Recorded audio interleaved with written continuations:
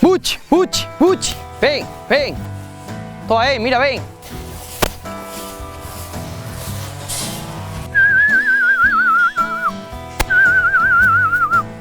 Ven.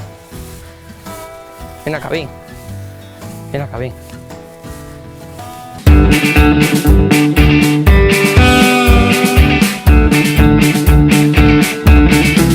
Bueno, yo no sé si estáis enterados de que querín prohibir las carreras de burros en las fiestas, una tradición de va muchos años, pero porque se decía que los burros estaban maltratados, los burros que lo pasaban muy mal.